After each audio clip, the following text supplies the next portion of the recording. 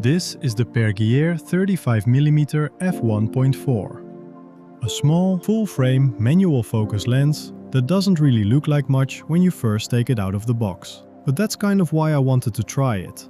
A cheap 35mm prime, fast aperture, simple design, and hopefully enough character to make it interesting. Inside the box you get the lens in this soft pouch. Nothing too dramatic, no over-the-top packaging, no big presentation. Just the pouch, the lens and the basic bits you need to get started. And honestly, for a lens like this, that makes sense. First impression. It actually feels better than I expected. It has that simple metal lens feel. Small, solid, a little old school. Nothing fancy, but not toy-like either. The focus ring has a decent amount of resistance. Not too loose, not too stiff. And because this is a fully manual lens, that actually matters. The aperture ring is clicked, going from f1.4 down to f16. So overall it feels more like a small old-school prime than a modern autofocus lens. Optically, it's a pretty simple design. 7 elements in 5 groups with a multi-layer coating on the front glass.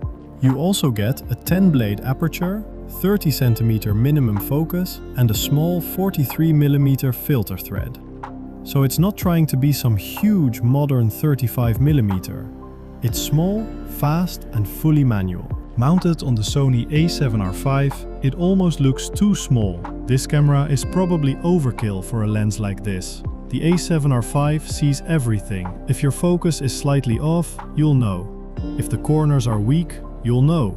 If the lens has a bit of character, or a bit of a problem, the sensor is not really going to hide it. But that's what makes it interesting, because most modern lenses for cameras like this are big, sharp, corrected, autofocus, very safe. This one feels like the opposite. Small body, simple controls, a focus ring you actually have to use, and I like that contrast.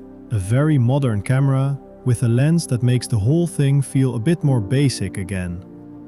You don't really shoot it the same way, you slow down a bit. Pergear also sent over a CFexpress Type A card, which was a nice surprise. I wasn't expecting that with the lens, but it's actually useful for this camera. The A7R V creates pretty big files, especially when you're shooting high-resolution photos or recording video, so having fast storage does make a difference. So thank you to Pergear for sending both over. I'll leave the links in the description if you want to check out the lens or the card. But now the main question is pretty simple. How does this little 35mm actually look when you take it outside? Looking at the photos, this lens makes the most sense as a small walk-around lens. Not really something I'd buy for perfect technical results. More for days where you just want to take the camera out, slow down and photograph whatever catches your eye. Flowers, buildings, little streets, harsh light, quiet corners, that kind of thing.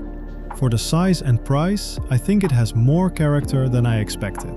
I'll leave the links in the description if you want to check it out. And if you found this useful, like the video, subscribe, and I'll see you in the next one.